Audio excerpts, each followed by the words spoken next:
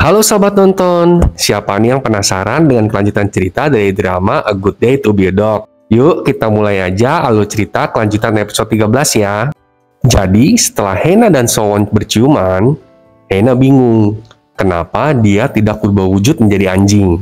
Kakaknya Yuna pun bertanya-tanya, berbeda dengan paman Hena.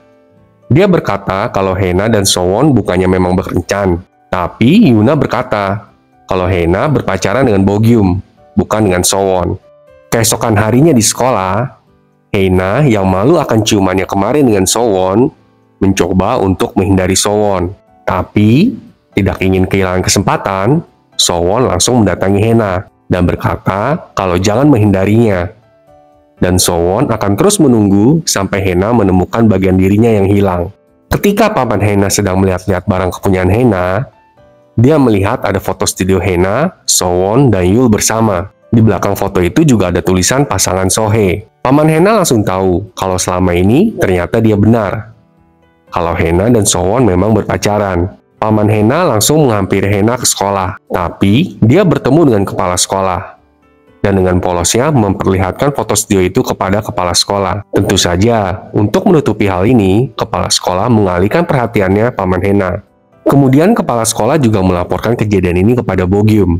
Kepala sekolah takut kalau Hena akan mendapatkan ingatannya kembali. Sementara itu, paman Hena tiba-tiba tidak bisa mengeluarkan suara manusianya. Ini adalah ulah kepala sekolah yang telah mengerjainya. Dan tidak sampai di sana, paman Hena juga jadi lupa cara menulis. Sehingga dia hanya bisa menceritakan dengan gerakan saja kepada Hena. Hena jadi tahu kalau kepala sekolah adalah orang yang mengerjai pamannya. Hena berniat menanyakan hal ini kepada kepala sekolah. Tapi saat masuk ke ruangan kepala sekolah, Hena malah menemukan foto studio dirinya dengan Sowon dan Yul. Hena juga melihat tulisan yang ada di belakang foto itu, yaitu pasangan Sohee. Dari sana, Hena juga bertemu dengan Bogyum. Hena menginginkan agar ingatannya kembali. Tapi Bogyum malah menginginkan agar Hena kembali ke gunung di mana dulu Jia meninggal. Hena menyetujuinya, asal Bogyum bisa mengembalikan ingatannya. Di rumah, Jia mulai merangkai kenangan masa lalunya, dan Bogyum pun jadi semakin benci dengan Hena dan Sowon, karena mereka terus-menerus saling mencintai apapun yang terjadi di antara mereka. Di kelas, salah satu teman Jia yang membuat konten horor mengajak Jia untuk ke gunung bersamanya. Temannya juga berkata kalau dia sudah mengajak Hena juga. Mendengar itu, Jia langsung pergi ke basement bawah untuk menemui Bogyum. Tapi ternyata, ruangan itu sudah kosong. Jia yang melihat ruangan kosong itu, akhirnya pergi untuk menemui Sowon. Dan mengatakan pendapatnya kalau Bogyum akan mengakhiri ini semua. Jia kemudian mengatakan kepada Sowon, agar Sowon mencegah Hena untuk pergi ke gunung itu. Di sela-sela pembicaraan mereka berdua, tiba-tiba Hena menghubungi Sowon dan berkata kalau dia akan pergi bersama Sowon seperti yang tertulis di kalender mereka bersama.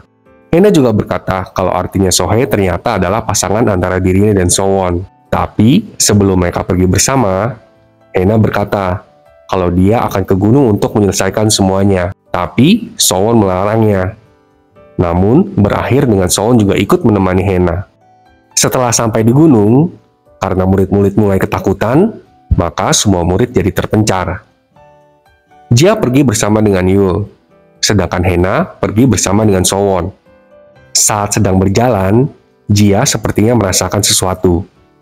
Dan benar, Bogyum sepertinya memanggil semua anjing-anjing pemburu menuju ke suatu tempat.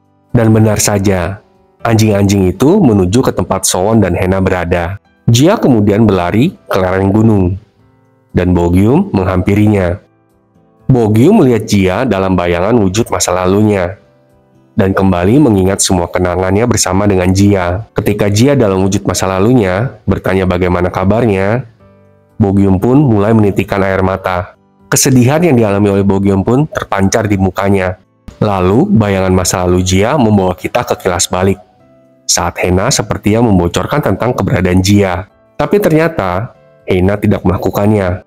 Alih-alih takut bayinya meninggal, Hena berjanji kepada para penjaga kalau dia akan membawa Jia kepada mereka. Dan saat Sowon di penjara, seorang penjaga memberitahukannya kalau Hena ternyata sedang hamil.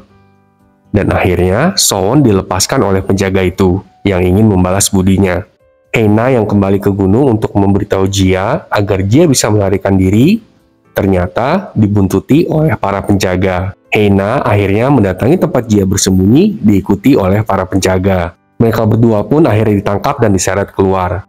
Namun, tepat waktu, Sowon muncul, lalu menyerang kepala penjaga, agar Hena dan Jia bisa lari. Sowon akhirnya lari bersama Hena dan Jia. Saat di ujung tebing, Sowon melawan para penjaga dan terluka parah. Melihat itu semua, Jia memutuskan untuk menghunuskan pedang Sowon ke dirinya sendiri. Jia mengorbankan dirinya agar Hena, bayinya, dan Sowon bisa hidup. Jadi ternyata Jia itu bunuh diri. Tapi Bogyum hanya melihat kejadian akhirnya. Karena dia juga diserang oleh para penjaga saat itu. Jadi Bogyum tidak mengetahui keseluruhan ceritanya. Sowon pun tak terselamatkan. Tapi sebelum dia mati, Sowon selalu memohon untuk bisa bertemu lagi dengan Hena. Kembali lagi ke masa sekarang.